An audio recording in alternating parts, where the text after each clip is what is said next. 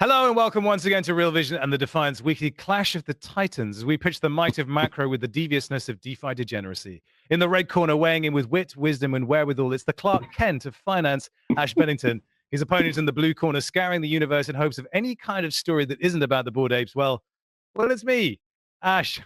We do have a story to kick off that isn't about the Bored Apes. Do you want to take us through like the big story in the world of financial markets right now, the FOMC? Yeah, so we're filming this here at 10 o'clock in the morning on Wednesday. So we don't know the results of this Fed hike, rate talk sort of extravaganza that we've been hearing now for the last few weeks. Let me give you the basics. Let me give you the setup. Let me give you the background. So here's what we do know for a fact. Inflation right now is running at a 40-year high. We're running at an 8 handle. That means that we're seeing 8% annualized inflation based on CPI and some of the other data. The Fed expanded the money supply 40% during the COVID crisis. We've got a balance sheet now that's around $9 trillion. The new news out this morning, actually, is that Jamie Dimon, CEO of JP Morgan, of course, was out this morning saying the Fed, basically, they're late to the party. They should have hiked earlier. So the bake-in on this is that the consensus is for 50 basis points today at the meeting around 2 p.m. But, you know, the reality is there's always uncertainty in this. You never know if the Fed is going to hike more or less for whatever reason. I think that the consensus is probably toward more right now. But it is kind of a precarious time in macro. It's a choppy time in macro. If you look at year to date here in U.S. equity markets, NASDAQ 100, NASDAQ Composite, both off 20% on a year-to-date basis. That's obviously January to May. Not a pretty time, and we're seeing that in the crypto markets as well. You see that same chop when you look at the chart of Bitcoin and Ethereum, and that's basically where we are during this kind of like weird pivot point. I'll add one other point.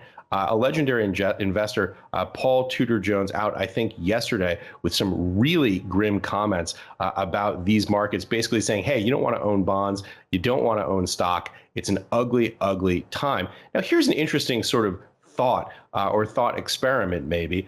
There's this dichotomy out there where you see folks in the crypto space, particularly Bitcoiners, though not exclusively Bitcoiners, and not all Bitcoiners have made this argument, saying that when there is chop in traditional markets, when we see the problems that we've seen with central banks, we've seen with expanding money supplies, we've seen with inflation, crypto assets should rally. Obviously, that has not happened yet to date. So it is this kind of paradox. I think the flip side of that argument is also one that people need to understand, which is when you see a tightening of financial conditions, meaning you see the availability of credit, the ability of investors to get easy access to credit to buy assets, particularly in this case, as we refer to digital assets, you may see declines in price. That's basically the setup. Paul Tudor Jones described it as the cross-hatching pattern you see in the ocean when waves collide, when you see the squares and they tell you not to go in the water because of the riptides. It's an interesting time. It seems to be something of a kind of an inflection point. We've got to wait to see what the data is saying, and we'll wait to see how markets react, Robin. Well, there's that great maxim, isn't it? Times of uncertainty are actually times of great opportunity if you know how to read them. And Paul Tudor Jones famously was one of the early kind of big voices to come out in favor of Bitcoin as this hedge against inflation. Michael Saylor followed suit. And so those guys are making a big bet on it. So I guess it's in his interest to tout that narrative to a degree. But it is interesting, as you say, that, you know, if Bitcoin is to take on this mantle as being this great kind of hedge against inflation, that it should see some interest. But it is so risky and so difficult to acquire at scale that how can it take on that mantle? What's interesting is that the cost of transacting on Bitcoin is pretty much at an all-time low. Did you know that? I did. Yeah, and nobody's using it.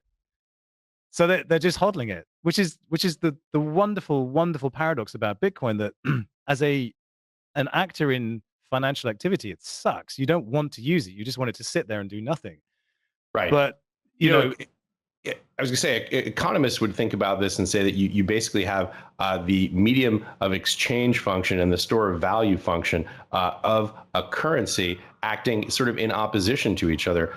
There's something called Gresham's law, which states that effectively bad money chases good money out of the system in terms of transactions because people want to retain hard assets while spending assets that are going to decline. And so it's interesting talking about the paradox, as you mentioned, Robin. It's sort of these nested paradoxes in Bitcoin. Bitcoin was originally sort of conceived, if you read the white paper, as a transactional currency. And obviously what we're seeing is more of the store of value function. Now, obviously, the Lightning Network is a topic of a great deal of excitement. The level 2 that's going to, in the view of many in the Bitcoin space, supplant Bitcoin for the level 2 transactions, for, in other words, smaller value transactions, the medium of exchange function. But, you know, again, incredibly, incredibly early. Look, we do have to say this, though. While we experience all of these challenges in the DeFi, NFT, Web3 ecosystem, what's Bitcoin been doing? In addition to not having high transaction fees, it's basically been performing precisely as advertised. Bitcoiners will tell you this. Hey, well, you guys are out there doing all this crazy stuff on the edge. Bitcoin just keeps functioning as it always has. Not a maximalist argument, but the reality is that's just a fact. Bitcoin has not experienced some of the challenges that I suspect we're about to talk about on Solana and Ethereum. Well, it may not have done, but it has done in the past. And it did clog up to a fair degree. I remember a Bitcoin documentary. Roger Vere's got his phone out and he's just, you know, zapping Bitcoin to people willy-nilly as if it's nothing. And it's just pennies. And like, it seems so easy and so wonderful by then. But at times in the past few years, it was definitely not that. And that does indeed segue us nicely to ETH's well, Bitcoin is like, record. you could imagine it being like this beautiful abandoned beach, right? And you go up on your Instagram, you live stream from this amazing abandoned beach, and you talk about just how incredible it is because there's no one there and you're the only one there. And at the same time, you're streaming your GPS coordinates, and suddenly people show up on the beach. And it's this challenge of being a victim of their own success. And this is something that we saw in Bitcoin historically. Now we're seeing it in Ethereum. We could talk a little bit about Solana, but that's the challenge: is how do you continue to get these networks to function at scale in a way that's economical and that can process the throughput that, you know, gets demanded when these networks become victims of their own success. And it's timely that we should talk about that because over the weekend, the entire collective crypto space held its breath in anticipation of the Yugo Labs Other Side mint drop. And this was unprecedented.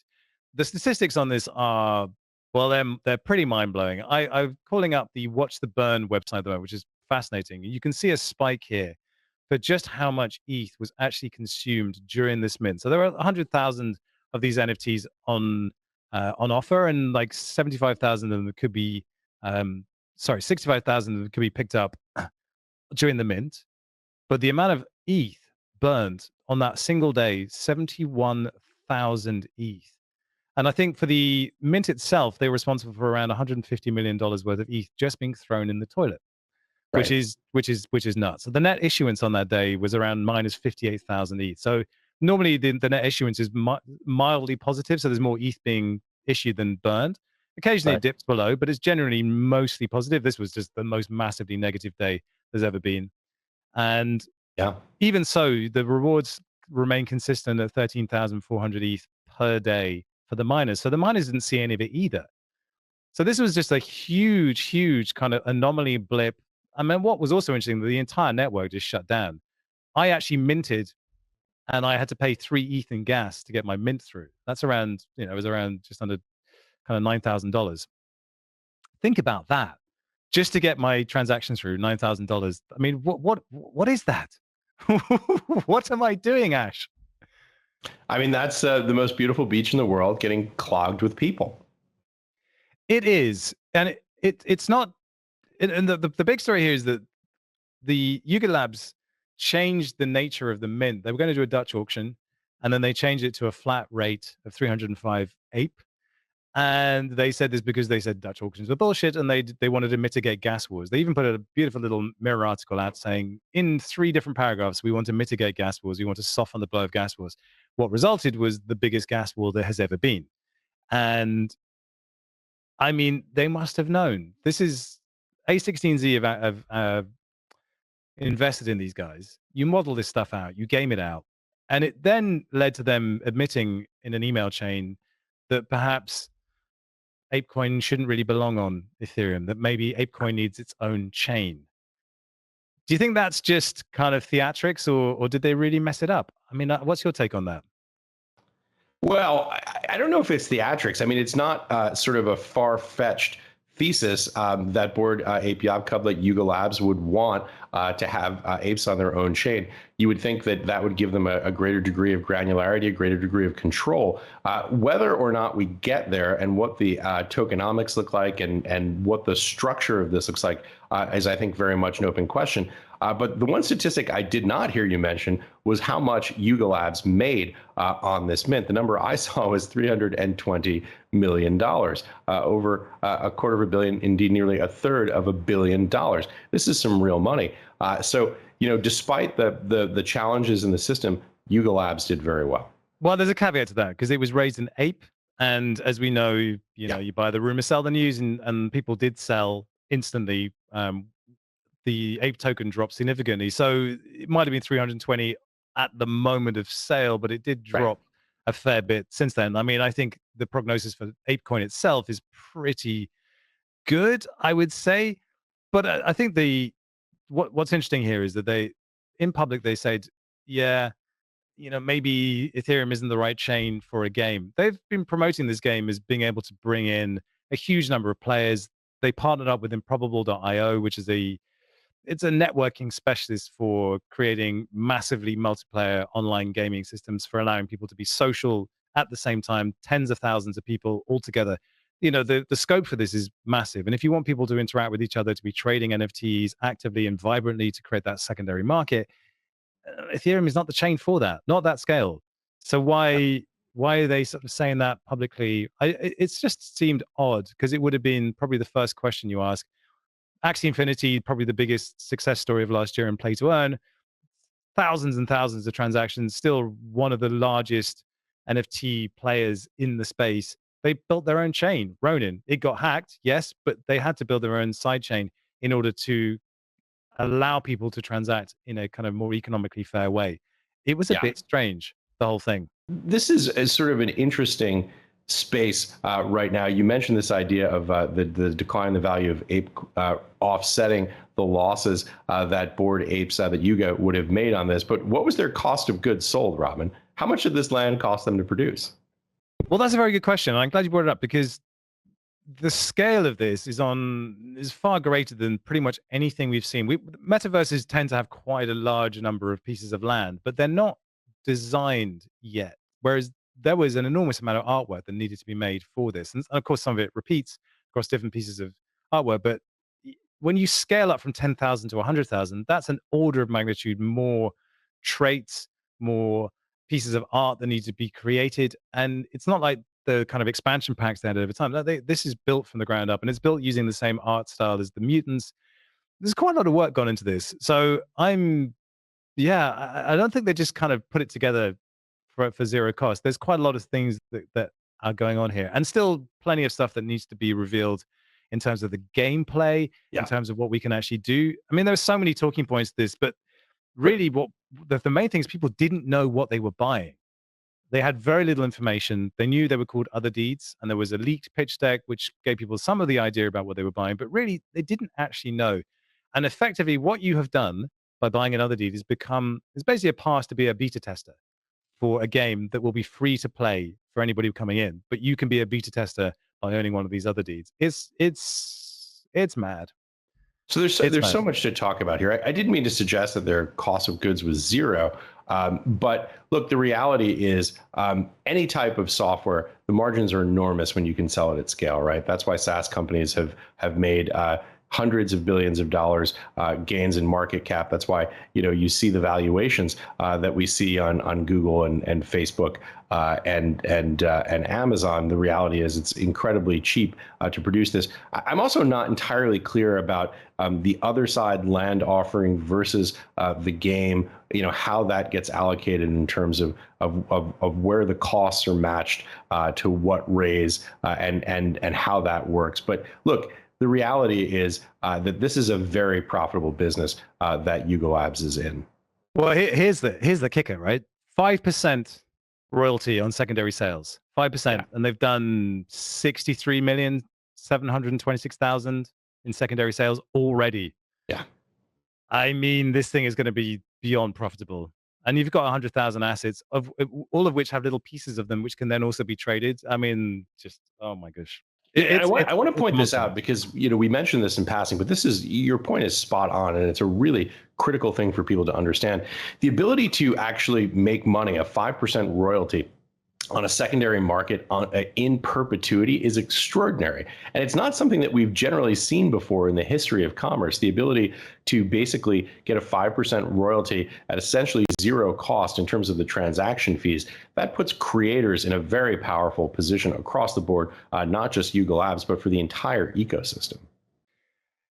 Well, it does. And I think that was the big selling point of this entire metaverse, is I think a lot of projects right now that aren't in the kind of top bracket are really struggling. They've had all their secondary sales sucked out of the market. And so they're looking at projections for whatever their runway looks like for the next 12 months to build stuff and promise stuff and keep their community happy. But they've run out of money, and they're going to be unable to make new money unless they can pivot. And the pivot makes sense if you see other deeds. So there's an SDK that Yugo Labs have developed, which will allow other NFT projects to port into their ecosystem. I don't know what that SDK looks like yet.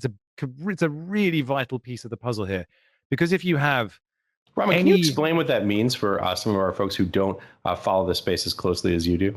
So an SDK is a software development kit. It's a way of making it easy for a developer to come in and build on your system. And like any blockchain layer one will have it. It's not exclusive to blockchain by any degree, but it's a set of tools to allow anyone who wants to build on you rapidly and with support.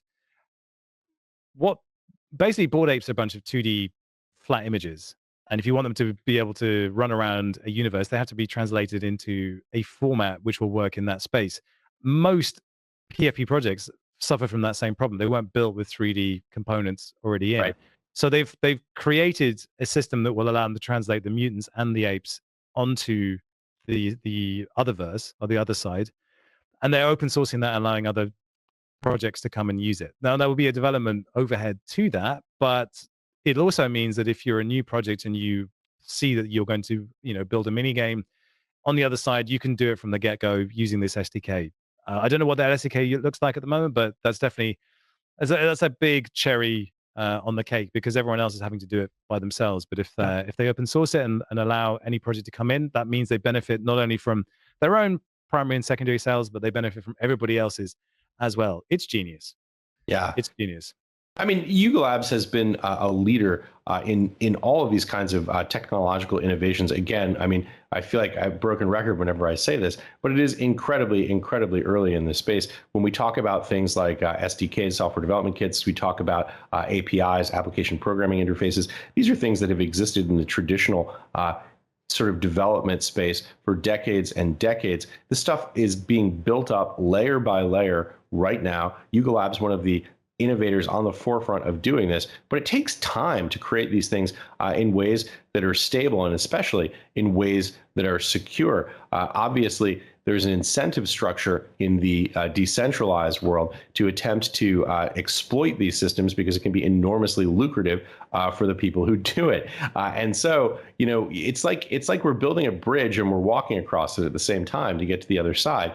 This is incredibly exciting, but also I think it's fair to point out a perilous moment for the ecosystem, particularly for investors who may be coming in and speculating on this without really understanding the nature of the risks and also potentially the opportunities, we should say.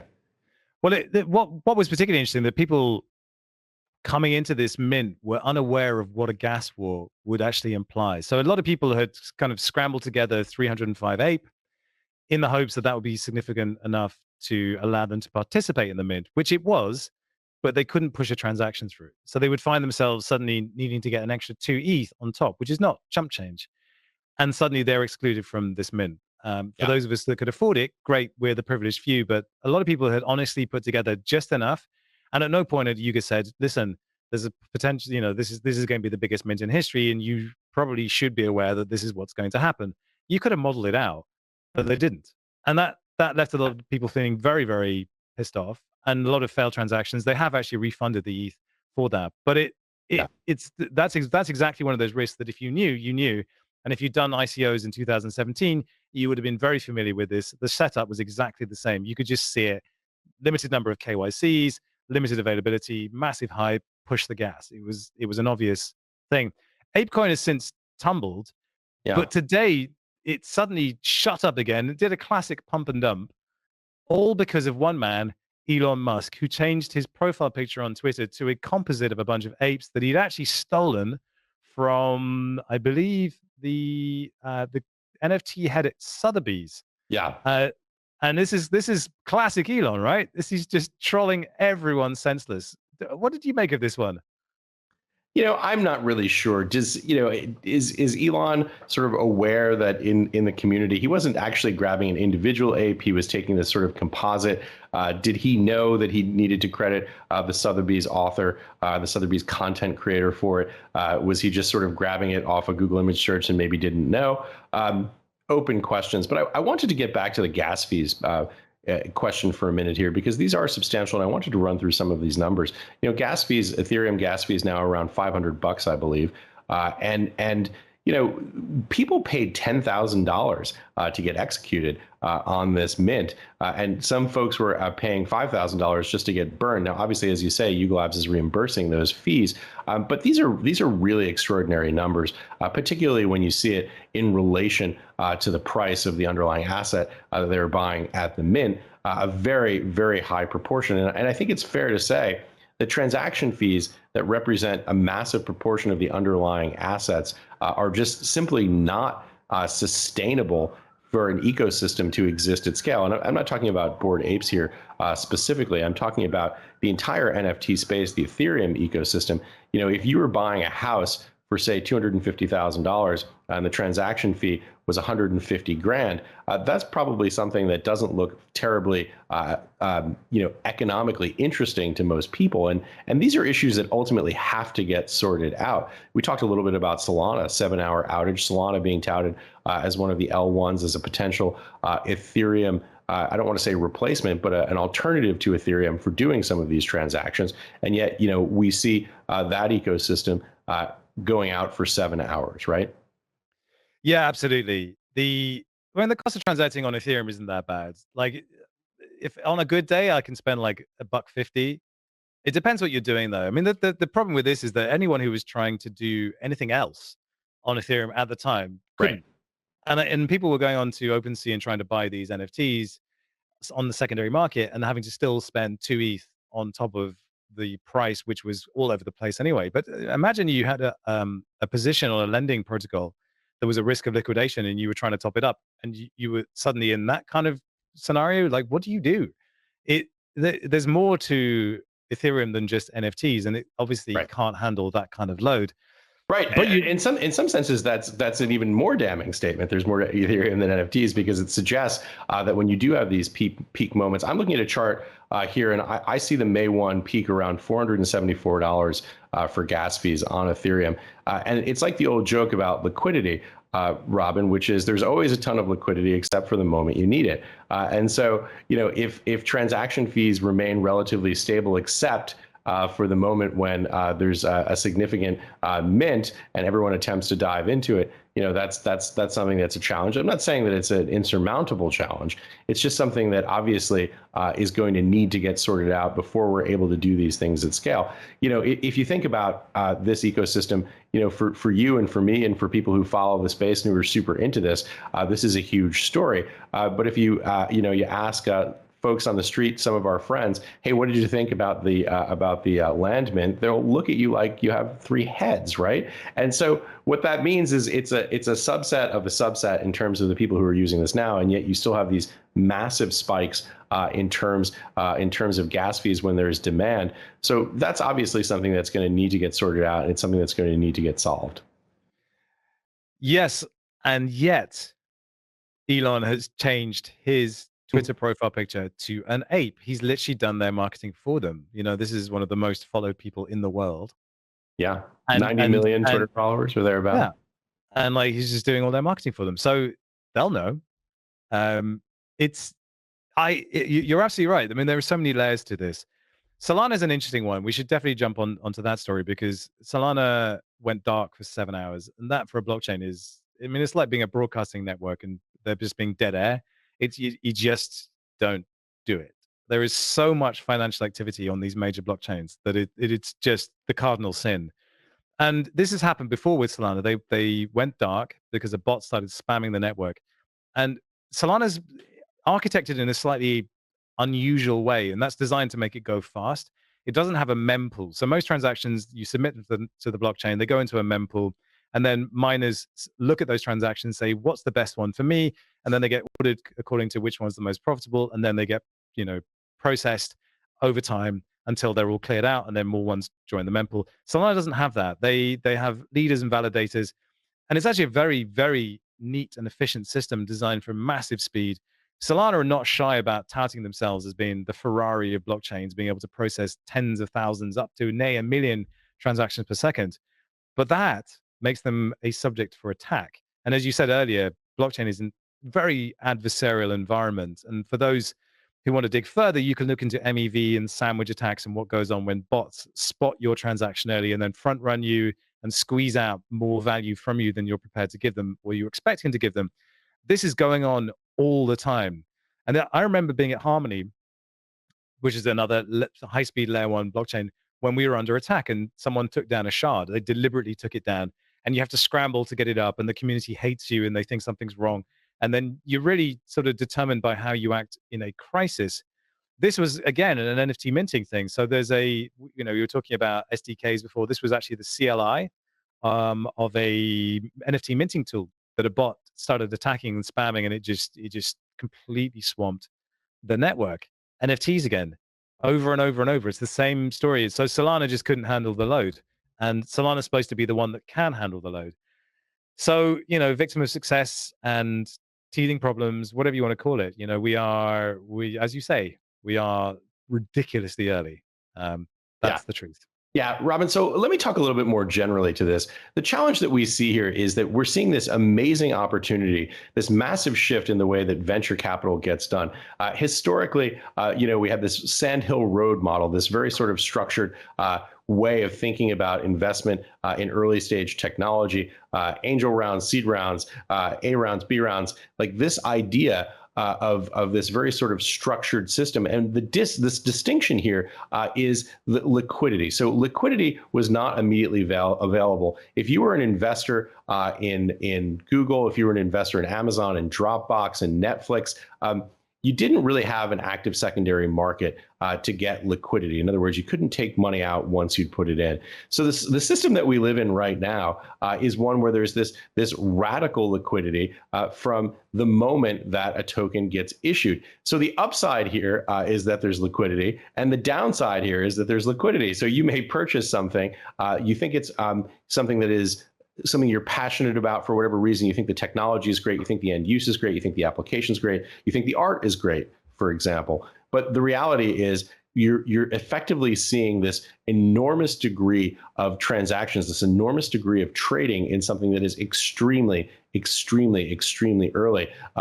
Beta, alpha, maybe pre-alpha in some cases in the Silicon Valley jargon for the degree of maturity of the technology. And this is the challenge and the opportunity. And this is where we find ourselves having these conversations about technologies that effectively would never be publicly traded companies because it's just too early. But again, that's the promise, that's the opportunity, but it's also the risk and it's also the downside, Robin. Well, you and I, as youthful as we appear on camera, are probably old enough to remember you know, the dot-com boom, Yeah. 98, 99, 2000, where you had pets.com, you had, Yeah. in the UK, we had lastminute.com. I mean, I went back and looked at some of the valuations. My mind completely blown.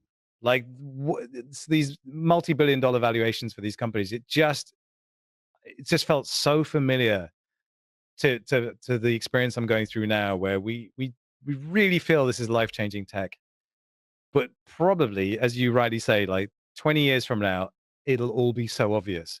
But right now, in the noise of it, in the mess of it, I have no idea. I have no idea. I mean, it's fascinating. And it's fascinating seeing a project like Yugo Labs and Other Side dominating the conversation, knowing full well there's every chance that this becomes the footnote, the caveat to what actually happens later on. But it just feels so kind of dominating and overwhelming right now. But as we know, Yeah. it can completely evaporate. You know, Netscape and Mark Andreessen, they went through all of that. And then antitrust with Internet Explorer. You know, these are legendary stories of a period where the internet was being built. And this is Right. exactly where we are right now. We are the chroniclers of that, Ash. We are the ones that are going to look back historically and say, Ash Bennington, he knew. He knew. I don't know Well, what he know knew, about but he knew something. I don't know about that, but there's the old joke that like journalism is a first draft of history, and sometimes it's an incredibly rough first draft. But to follow up on your metaphor with 1999, the dot-com boom, the dot-com bust, I think that's spot on. As the old saying goes, history doesn't repeat itself, but it does rhyme. In those days, late 90s, early 2000s, I was working at Credit Suisse down in Midtown Manhattan at Credit Suisse Private Banking. I remember the moment that NASDAQ collapsed. I believe it was in April of 2000. It was precipitated by a judge ruling that Microsoft was going to get broken up. Ultimately, Microsoft didn't get broken up because of some prejudicial comments the judge had made out of court. The decision ultimately got reversed on appeal, but Microsoft was about to get broken up, and that's what precipitated that crash. Now, here's the interesting thing, to precisely your point, Robin. The world has obviously changed in the last 22 years, and the internet has powered those changes. So ultimately, the revolution, in fact, did play out. People who were early, people who were innovative, people who had the foresight to see the technology, the direction it was going. People like Bill Gates and Larry Ellison over at Oracle made enormous fortunes. But here's the thing. Here's the flip side of that coin. 2 points. Number one, very often those stocks were underwater for long periods of time. Amazon, if you bought Amazon at the peak in whatever it was, late 99, early 2000, you were underwater for years. Cisco Systems is another example of a stock that was underwater for many years. It takes time, and you can lose money. And you can lose money not just on paper, but you can lose money in reality if you come into that in a realized way. If you come into that and you get spooked and you sell out. The other important point is survivorship bias. When we look back and we say, yes, well, but look at what Amazon did over the last 20 years. Look at what Microsoft did over the last 20 years. Look at Oracle. The reality is there were companies that didn't survive. So you're cherry picking the data at the end to only look at the winners.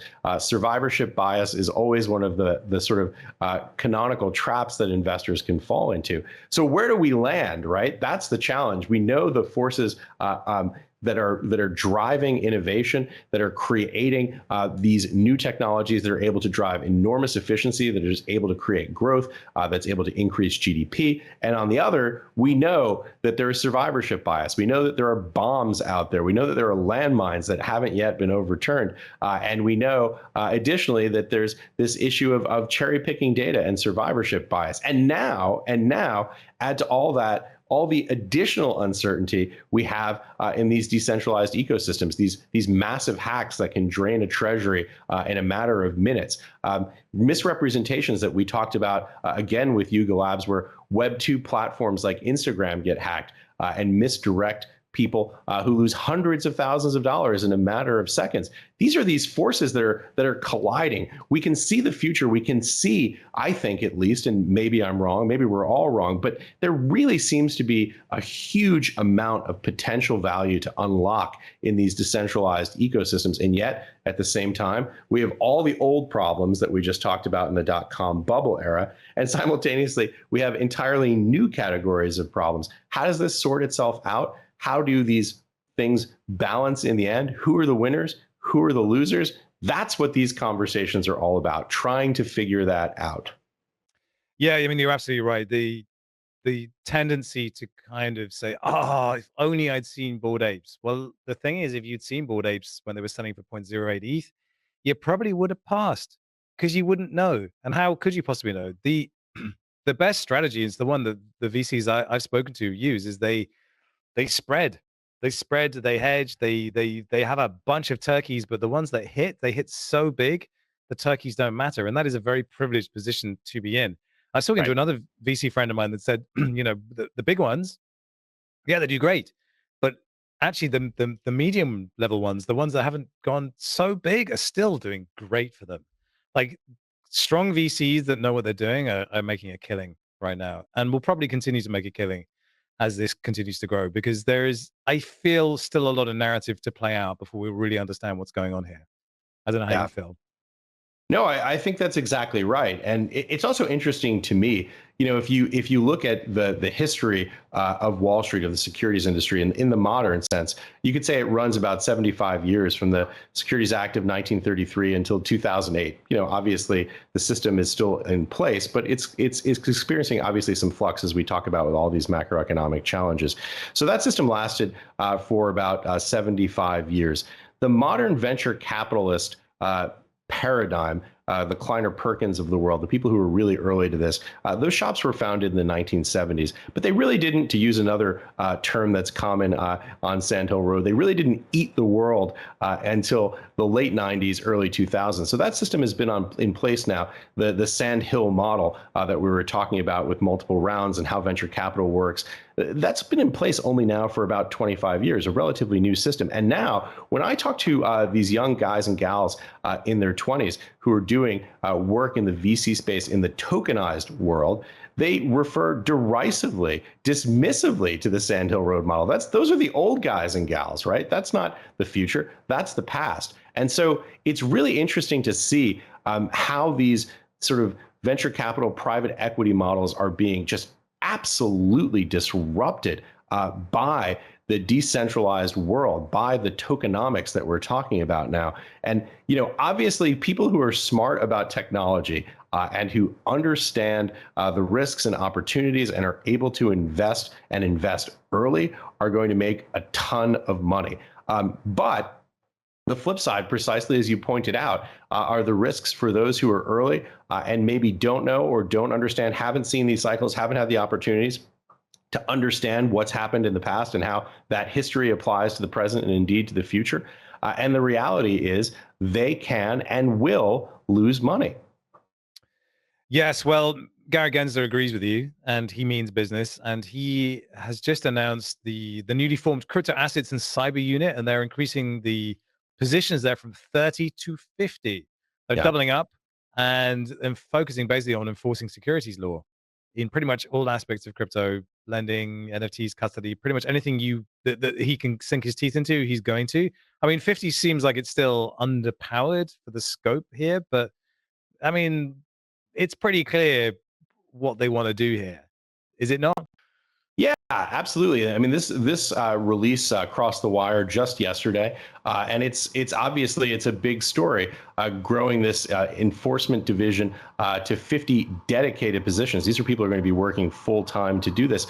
Look, I think the challenge here isn't so much on the enforcement side. I think there is people will tell you, we've talked about them. There are challenges out there. We know that there are scams, right? We know that there are fraudulent securities or de facto securities that are being offered in the space. There are bad actors in crypto. Surprise, surprise, right? But the challenge here is that effectively what SEC here is doing is they're stepping up enforcement. These are folks who've stepped over the line. SEC reaches out and confronts them, right? SEC doesn't criminally prosecute. This is on the civil side, but they can refer to Department of Justice if they believe that there have been violation of criminal laws. So when someone steps across the line, SEC is there with an enforcement action. The challenge is folks in the space who are good actors, who are actually going out there trying to build things, trying to add value, trying to figure out where the puck is going, and to build the systems that are going to execute, implement, and be the new standard bearers of that space. They don't have any guidance right now about where those lines are. So, the challenge is that you have enforcement actions when people step across the line, but very little guidance about where those lines are. This is a theme that I hear constantly from people who are building in the space. They're like, regulate us, give us some way of knowing where those lines are, of knowing how we can act in a way that's compliant with the guidance, so that we don't wind up crossing that line. And that's a challenge. And it takes time to build up those precedents. It takes time to build up case law. It takes time to build up rules and regulations for how that takes place. And so this is the challenge that good actors in the crypto space find themselves in now, trying to understand where those lines are, where those barriers are, and trying to build accordingly, Robin.